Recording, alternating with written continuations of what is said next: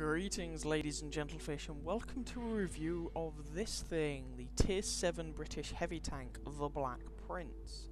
This is an interesting machine and I think has a bad reputation. In my opinion, a bad reputation that is not wholly deserved. It's a better machine than many people would have you believe.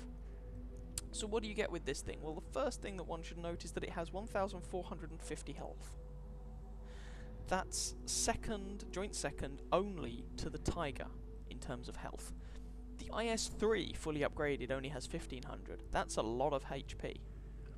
And that's going to give you an idea as to how this thing plays. 600 horsepower engine, but a 50-ton tank means this thing does not have a great horsepower to ton ratio. Combine that with a speed limit of 20 kilometers a second, a traverse speed of 20 degrees a second, and a turret traverse of 30 degrees a second, and suddenly you have the impression of a very slow, lumbering beast. Armour, 152 at the front, both turret and hull on paper. Sides, 95 on each. Rear, 25 on the hull, 95 on the turret. Be a little bit careful about the rear of that hull. View range is okay, signal range, fairly good. Now, why is it that this thing has such a bad reputation? Well, A, it's slow, B, people will tell you it's slow, it has no armour, and the gun sucks. Well, they're wrong. I'm sorry. This is not a tank that you play like an IS, for instance. You don't play peekaboo with this, where you peek out, take a shot, hit them for 400 and pull back. That's not this tank's playstyle. But we'll get onto that in just a second. No, that's a lie. We'll get onto that now because we're going to talk about the gun. This thing has a choice of two guns. And whilst on paper you could make a case for either one, I think one is better than the other. And you could say these are bad guns on paper, but again, I think you're missing something if you say that. So, the stock gun is the same gun that you get as the top gun on the Churchill 7. And the Churchill 7 is not a particularly good machine. It's a 76mm gun, 14.29 rounds a minute, 148 PEM, which isn't great, 140 average damage, 0.34 accuracy, 2.3 second aim time. If we move now to the top gun, which is the quick-firing 17-pounder, your rate of fire goes down to 12 instead of 14.29, your penetration goes up from 148 to 171, your APCR penetration goes up from 208 to 239.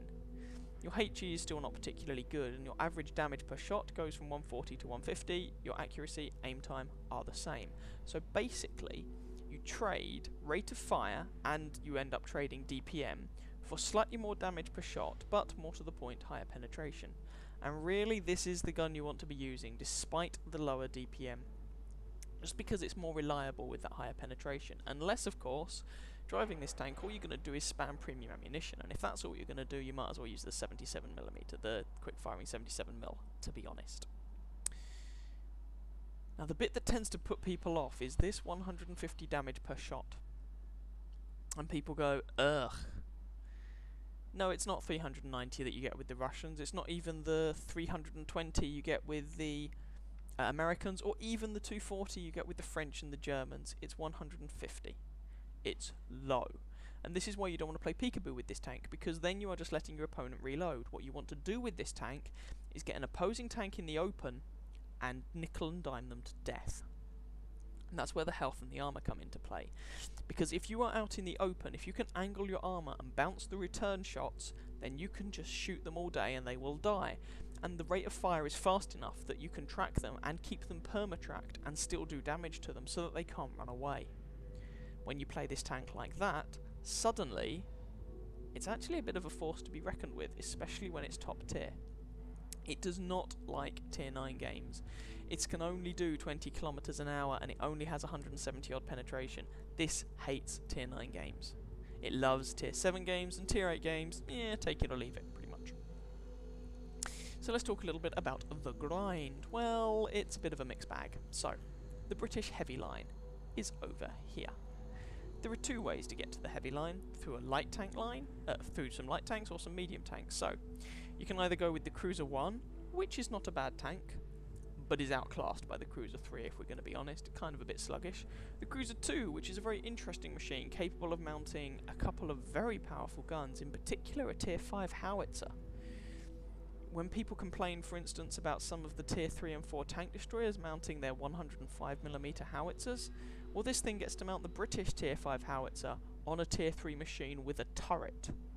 Yeah, I've got some videos of this thing up. It can be very, very funny. But your armour is garbage. Valentine. Not a terrible tank, it's a pocket heavy. It has good armour for a tier 4 light tank, a bit like the AMX-40. And has a better gun than the AMX-40. The problem with it is that it is completely outclassed by its tier 4 rival.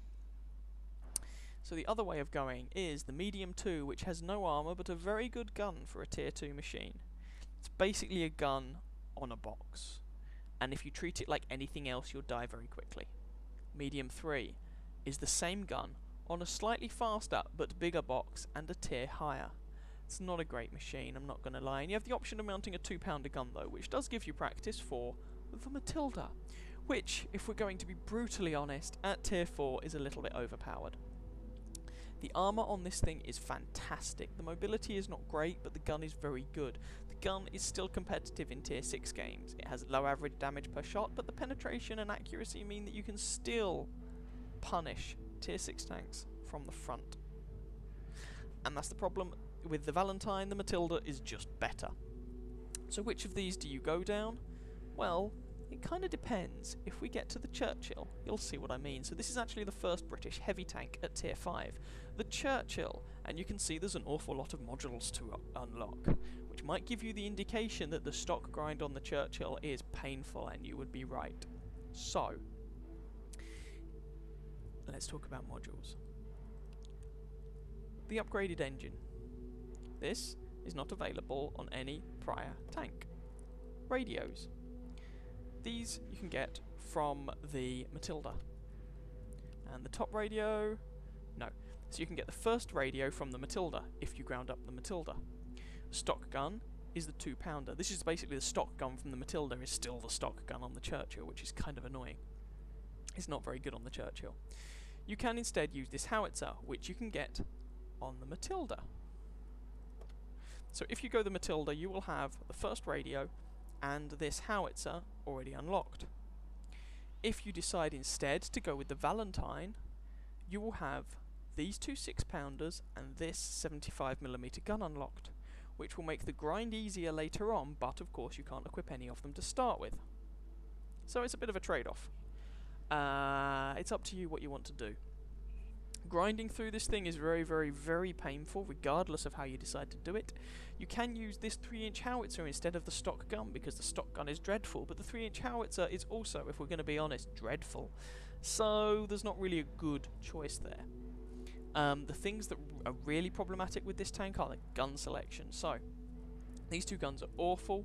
In order to get any of these guns, you have to upgrade the turret. The upgraded turret is actually worse than the stock turret in terms of armor, but it does give you a little bit more health. And also, it's not rounded. The stock turret is rounded, the upgraded turret is flat as a pancake. But you're going to want this turret because you're going to want these guns. This 6-pounder, this is the first gun that's really usable on this tank, and this is basically the same gun as the Churchill 3, the Russian tier 5 premium heavy tank.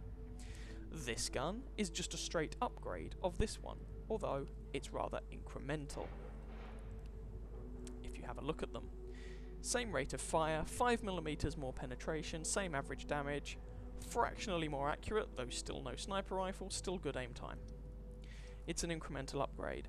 This 75mm gun is not very good and not worth bothering with. You are better off sticking with the 6-pounder. And if you decide, I do not need these guns, I'm just going to go straight to the Churchill 7, then you need to be taken outside and shot. That is a terrible, terrible idea. Don't do it to yourself. It's not worth it. If you do, I'll put you out of your misery myself. Why do you say that? Well, very simply, this gun might be garbage, but this gun is friggin' awesome on a tier 5 heavy tank. The 75mm Vickers high velocity gun, and more to the point, you are going to use that on the Churchill 7. You are going to have to grind it out anyway, and if you grind it out and you unlock it, it becomes available on the medium line too. It's a really good gun. You want this gun. This gun makes this tank playable. It makes this tank pretty damn good. If you do not have this gun, you are doing the Churchill grind wrong. You are doing the British heavy grind wrong. No questions. Sorry, deal with it. So you want this gun. How would you mitigate the effects of the horrible grind? Well, don't be afraid to fire some premium ammunition, I guess. Even with the stock gun, your premium ammo gets 121 penetration, which is not fantastic, but it's usable. Then you move on to the Churchill 7, and this is actually a pretty decent tier 5 machine. Churchill 7. So, now we come back to it. What do you get with this? Well, the engines carry over from the Churchill. That's nice. The radios carry over from the Churchill. That's nice. The stock turret is basically the upgraded turret from the Churchills. It's technically not, but to all intents and purposes it is. Which means it's a weak point on the tank and can be penetrated. Gun-wise, stock gun is this 6-pounder, but if you have any common sense you will never have to use that. 3.7-inch howitzer. If you went down the Valentine line, you will already have this unlocked. If you have any common sense, you will never use this on the Churchill, because you'll already have this gun, which is the 75mm Vickers. Sorry, no, not this gun. This gun is garbage. You will never use this gun on this tank. If you have any common sense, you'll already have this gun, the 75mm Vickers High Velocity, same gun as on the Churchill one. And so the stock Churchill 7 should look like a tank with this gun, this radio, this engine. That means all you have to unlock is the top turret, the top gun, the suspension, and then the black prints. And what order do you want to do that in? You want the stock turret. You want this, because suddenly you go up to having 152mm of armour on the front, and it becomes playable. The top gun, well, if we're going to be honest, it's kind of an incremental upgrade. It gets a better rate of fire, the penetration goes up marginally, the damage per shot goes up marginally. It's alright, but nothing to get too excited about.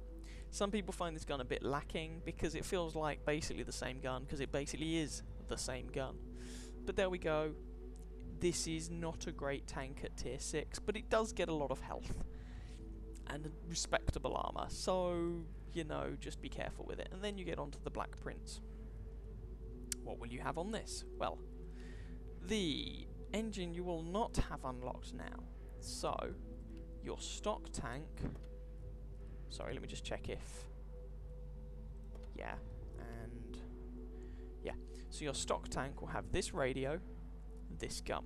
You will have to unlock the suspension, the top radio, the top engine, and the top gun. It's not actually that painful. Well, I didn't find it that painful. You can leave this for a bit. The engine takes you from 350 horsepower to 600. You want this, because without it, you are painfully slow. In fact, the reason I didn't find it too painful is that I already had this engine unlocked, because I'd played the Cromwell already, British medium line.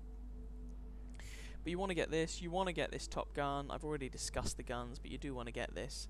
Then you want to get the radio and suspension, and then you want to unlock the Carnarvon, which is 110,000 XP. And then the line radically changes. So the stock overall, the grind overall for the Black Prince is okay. As long as you can put up with low alpha damage, high rate of fire guns on very slow heavy tanks with respectable armour. So, yes, let's just have a quick talk about crew skills and equipment, and then we'll go and look at this respectable armour. Equipment, again, I used a pauper setup. If you're going to keep this tank, I would suggest, don't bother with the vertical stabilizer. You have good on the move accuracy anyway, so most of the time that won't help. I would go with improved vents for the buff to crew skills. I would go with a gun rammer to make you fire faster, and your third slot I would choose between enhanced gun lane drives. No point. I would go with either a heavy spore liner or a toolbox, or I guess you could go with either a vertical stabilizer or a gun laying drive, but I don't think most of you are going to keep this, so don't worry too much about it. Crew skills, well, you want safe stowage on the loader, because your rate of fire is one of the things you really have going for you, and if someone takes it out, that's very frustrating. Preventative maintenance. I have preventative maintenance on this, not because this catches fire particularly often, but because some of the tanks later on in the line catch fire, so I do suggest going for preventative maintenance if you're going down the British heavy line. Sixth Sense on the commander, because Sixth Sense. Having Brothers in Arms available is not a terrible idea, and by the time you're on tier 7, maybe you're around about your second crew skill. And Repairs is obviously a very, very, very good choice. The other choice you might want for your driver, of course, is, I can't remember what it's called, Smooth Ride, to improve firing on the move. Clutch Braking, just to make a little bit more of that terrible traverse speed. Off-road driving, just to make you as, quick as you can possibly make it. So now let's just quickly go and talk about this thing's armour, although possibly not so quickly, because the armour is interesting. So, here we are with the Black Prince in Tank Inspector, just having a quick look at its armour scheme. Now, as you progress through the Churchill tanks, you have to appreciate that the numbers about the armour are not necessarily to be trusted. So, for instance, the Churchill one says it has 170 something millimeters of hull armour. Well, technically it does on one single tiny piece on the front of the tank. The turret is 80 something millimeters when you have the top gun, when you have the top turret, sorry, and the rest of the armour is very patchy, and it's a weird patchwork of different armour schemes. The Churchill 7, you get rid of a lot of that patchwork scheme of armour, and when it says 152 millimeters, it actually means 152 millimeters. The Black Prince. Well, you can see that despite the fact that the World of Tanks game will tell you it's 152 millimeters thick, this goes up to 240. So what do we actually have? Okay. Rear armour, garbage. 51 millimeters on the rear of the hull. Now, if you look in the World of Tanks game, it will tell you it's 25. And it is there. Which is sloped, so that has an effective thickness of more like 40 odd millimeters. Still not very good, but it might be enough so that HE shells don't just go straight through you. Rear armour, 51, not very good. Rear of the turret, 95, not terrible, but not great. Side armour, 80 odd millimeters or 95 millimeters, which when you combine it with the tracks and a bit of angling, make the side of this tank, I mean seriously, look at that. If this thing were angled, shooting there is 235 millimeters of effective armour. Damn! This thing can be resilient. Frontal armour, bit of a mixed bag. So, you have lower plate effectively, 140 millimeters thick. So it says it's 152 mil thick on the front. That's the lower plate, quote unquote, is 140. It's kind of flat though, so the effective thickness on it is only up to like 153, but that's basically up to what it says the front armour is anyway. That's the same thickness as these supposed weak spots, by the way. These hatches at the front. Hatch and machine gun port. This sloped piece of armour here is 51 millimeters. However, unless you've got an angle to shoot down on it, I mean, if you're just straight ahead of it, you're looking at an auto bounce angle, which is hilarious. The turret, the turret. So, you have got around this side 240 millimeters of armour. Down here is actually down to 152 around the turret ring. The gun mantle. Oh, the gun mantle. At the edge, well, it varies. In places, so where you would think there's a weak point, oh my god, okay.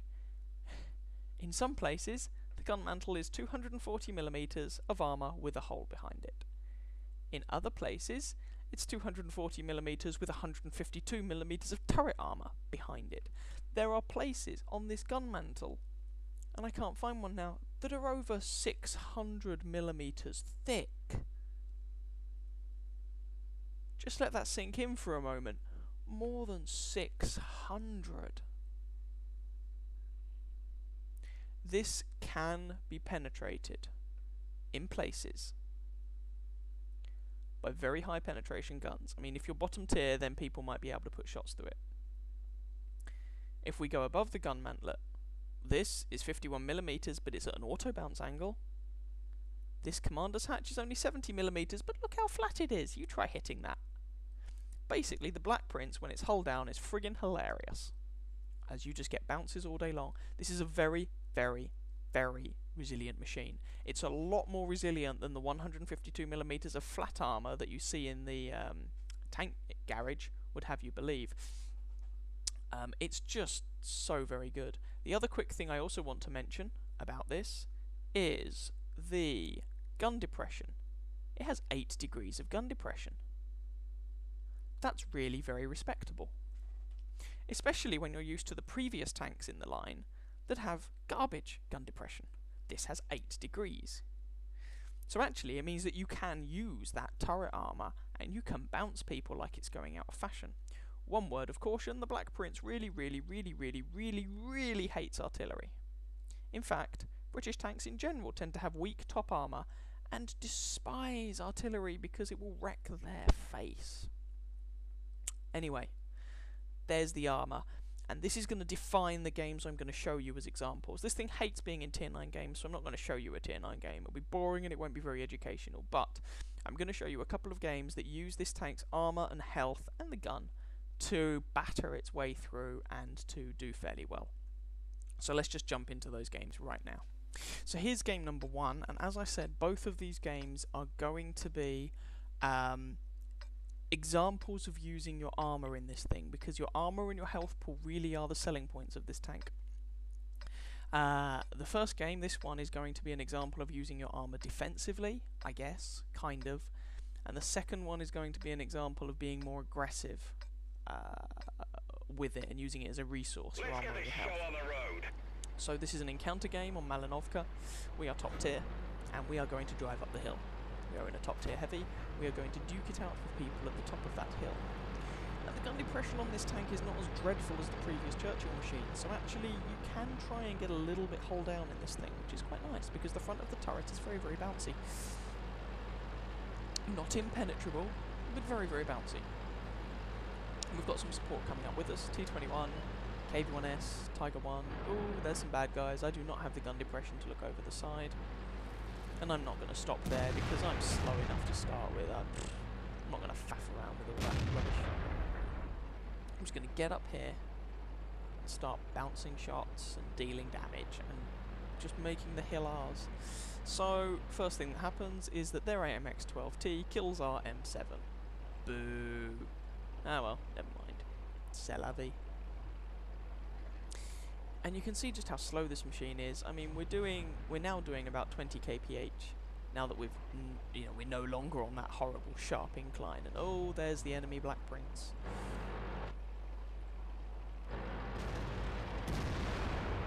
Now I take a shot here, but frankly, front of the turret. Ugh. Oh no, I don't. Yes, I do. I'm never going to penetrate the front of the turret. Black Prince, it just wasn't going to happen. Our KV1S has got himself tracked up here and is in a little bit of trouble. So I come around here and try and put a shot into the front of that IS, but to no avail. And then I'm going to start side scraping. Now there's some distance between me and the building that I'm side scraping on. But there we go, bounce one.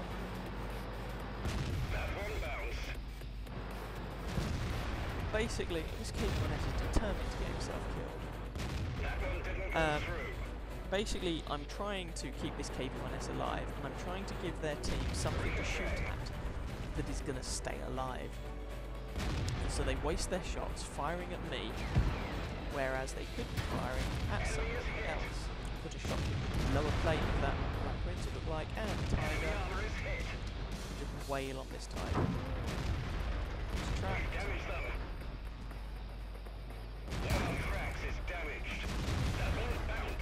Bounce on him.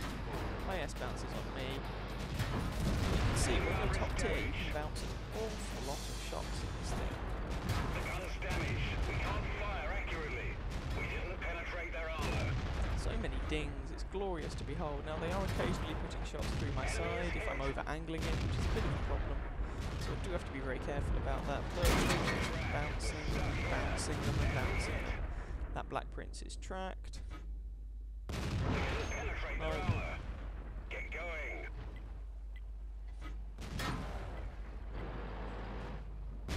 Enemy armor is hit. Just keep laying into them. We're immobilized. And that looked like I took damage, but all they did was take my tracks off. No actual HP damage. Track fixed. Let's roll. That that shot was never going to penetrate. But I'm trying not to spend too long aiming here, because I appreciate that if I have a long time to aim at them, they also have a long time to aim at me. But there's a valuable kill on that 87. 87 is a very dangerous tier 7 tank destroyer. Oh, that Panther's getting wrecked. Not wrecked fast enough, so we finish him off. 7-6. The hill still isn't actually won yet, but we're not doing too badly. Another bounce from that IS. But he backs off, so we just start laying into that SU-100. We're tracked.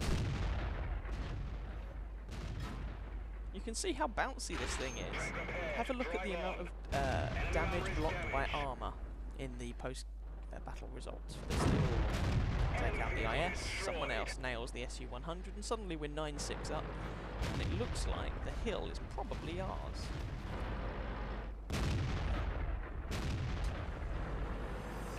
Now, the Black Prince has 152mm of armour, so I can just put shots through his upper plate when he's not angled. I have 171mm of penetration.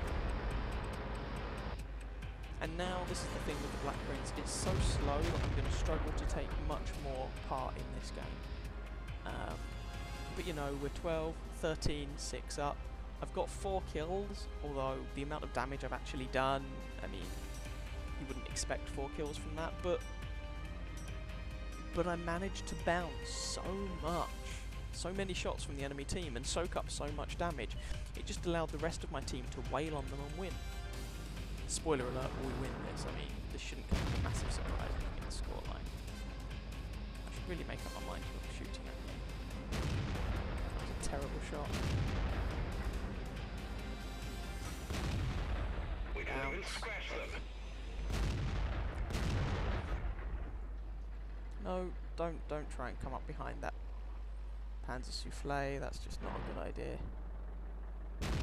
Try and get some damage in. Oh, I didn't even bother to let that aim. I'm trying to aim for the turret because the front of an ARL can be quite tough. Oh, but we win. And there we go, that was the game.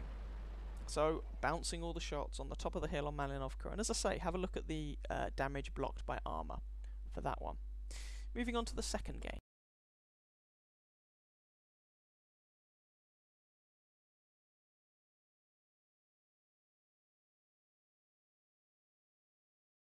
Here is game number 2. It's an assault game on Sand River and we're on the attacking team. Again, we're top tier. Now I initially am asking the T-29 to go to the spot in E0. Why? Because there's no artillery, and if he goes there he can just go hull down and wreck that entire flank. As it is, he decides not to. He goes to the other flank instead, but if memory serves, I don't think he has too bad a game, so I shouldn't be too harsh on him, and different people play maps slightly differently. So, as he is obviously not going there, I come to the executive decision that, well, I'm not as good in that position as a T-29 would be, but I'm going to go there anyway. This is an assault game, E0 is a bottleneck. So somebody really needs... I mean, there's a number of bottlenecks on this map, but someone really needs to breach their defences. And when top tier, there are very few tanks that would be better at breaching defences than the Black Prince. You just trundle up, angle your armour, bounce friggin' everything. Or let your tracks eat the shells or whatever. Now the Churchill 7's going, help me! It's like, well, yeah, sure, as long as you're going this way, I'll help. Or you'll help me. Take your pick. And again, you can see the Black Prince really not very fast. Not very fast at all. 20 kilometers an hour, and that's your lot. Oh, you might get up to 22 going downhill. There's an A43 there. He's being a bit brave, possibly a bit stupid. Leave that up to you to work out. Ouch, that's stung. Churchill 7 tells me to halt. No, you do not stop right here. If you stop here, you just paint a massive kick me sign on your tank. Don't do it. I'm not stopping there, I'm attacking. And hopefully my team is coming with me. And to their credit, they don't leave me to hanging out to dry, they do back me up. Ooh, A43 is on 103 health. Worried about that IS, but he doesn't have a shot on me. A43 is probably wishing he hadn't bothered doing this now. And he's dead. Don't bother stopping, just keep going. Drive-by shooting. And because it's so slow, this thing does actually have pretty good on-the-move accuracy. And so to their credit, these heavy tanks are moving up. We use a repair kit to repair that because I do not want to sit there getting shot in the side. I have absolutely no idea what this IS is doing. I was thinking maybe he'd disconnected, but no, he shoots something, so he obviously hadn't disconnected. That shot goes into his axle and takes his track off. Oh, I wanted to keep him perma-tracked. No fair. But he's getting his face wrecked. He's not looking too happy, and now he's dead. Jolly good. So I'm just going to push up. Now, here's the point, and this is where it'd be lovely to be in a T-29, because you have that almost impenetrable turret and amazing gun depression. I have a pretty good turret, and I have usable gun depression, but it's not a T-29. But I'm going to do what I can. Come on then, you buggers. Shoot me. I dare ya. And as I say, you can see now in E0, my team, to their credit, are backing me up. Tiger just haven't quite got the gun depression to make him die. Ah! Oh, there we go. Found it. And there we go. Now we can just work this Tiger over. Tiger has a good gun, but he's not going for the front of my turret. Without hitting my commander's hatch or something. Possibly using APCR, I don't know if that would be capable of doing it, but there we go. Tiger's decided to back off. KV3 slew my tank round. Yes, this exposes me to any TDs or other heavy tanks that are sitting up there, but I'm just going to shield these guys. We need to kill this KV3 and move onward. And keep attacking, because this is an assault game. Bounce. Tiger's back. Ooh, I take a shot to the side from the KV3 though, for my troubles. Resuscitate my commander, and now start working the KV3 over again. And I keep moving so that they don't have nice shots at any weak points or anything like that, just to make their lives that little bit more difficult. Hello, Mr. Tiger. I'm on 64 health. Oh, if only that would have killed him, but never mind. KV3 is now on 313. I'm probably wondering what he did to deserve this. Well, the answer's simple. You're on the enemy team. Oh, why did that one not penetrate? Hello, Mr. Hellcat. I'd like to take a shot, please. Oh, well, he's dead. Cool. Tiger on 64 health. And just keep pushing the advance. And there we go. If I were in a different tank, breaching there would have been much more difficult, and I probably wouldn't even have attempted it, because I didn't have... I would have been aware that I didn't have the armour and I didn't have the health to absorb shots and damage. Let's try and work over this IS. But in the Black Prince I was happy doing that. And we reached that flag. IS. He is now getting shot to all hell. That shot misses, unfortunately. They don't have any artillery, of course, so I'm not worried about artillery landing a shot on me. I'm just sitting still and making him regret his decisions, and he is dead. Push onwards. Just keep driving forward. Soaking up damage for your team, putting shots in with your fairly accurate gun. Actually very accurate for tier 7. But it needs to be given its penetration and alpha damage. Ooh, Tiger. Shot into him. He decides that discretion is the better part of valor, and I can't really blame him considering how this game appears to be going for the enemy team. But let's not stall now. Tiger's down, there are 4 of them left. Let's make sure that they can't just wait this game out. Just under 4 minutes of this game remaining. So let's go over to them, put pressure on them, kill them. Someone wants to sit in the cat, fine, generally win. That shot bounces because I wasn't fully aimed. Sorry, the first one missed. That one bounced because Russian. The AC-100Y doesn't actually have particularly good armour, but I swear whenever I'm shooting at them I bounce. I don't get it. Oh, everyone else is dead. And that was it. Just using the Black Prince like a battering ram to beat your way through the enemy team and breach their defences. And there we go. That was game number 2. So let's just quickly head back to the garage for some concluding remarks.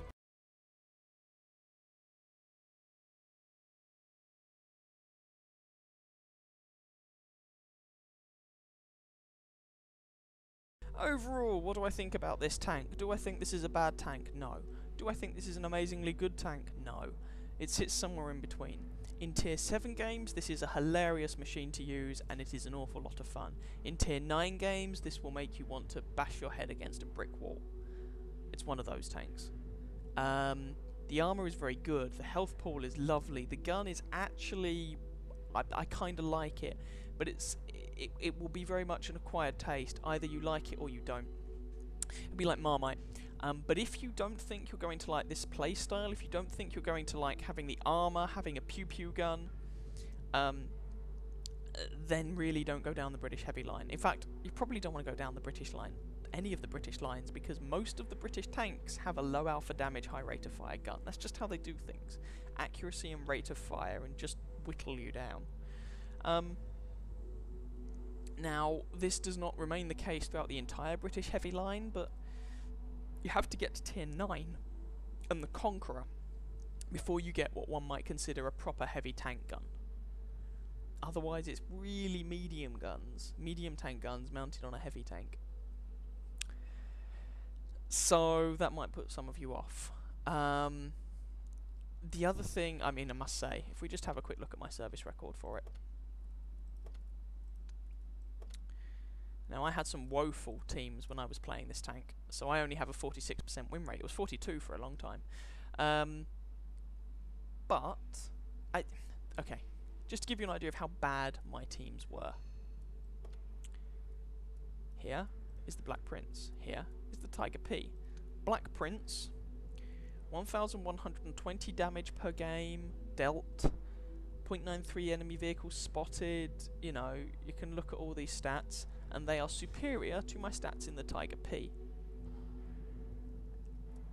Except that I have a 55% win rate in the Tiger P and a 46% win rate in the Black Prince.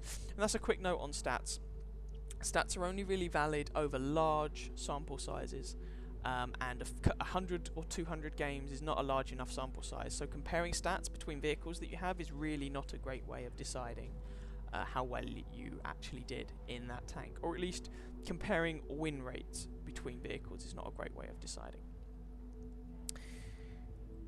So I'm going to be selling this tank, and once you're through these 3 tanks, these 3 Churchill tanks, Churchill 1, Churchill 7, Black Prince, you are onto a very, very different playstyle with the Carnarvon, the Conqueror, and the FV. They're very, very different machines. Anyway, I hope you guys found that this review fairly interesting, possibly even entertaining. If you did, feel free to catch some of my other videos and or subscribe to my channel, and I wish you happy hunting on that battlefield. Ciao, ciao.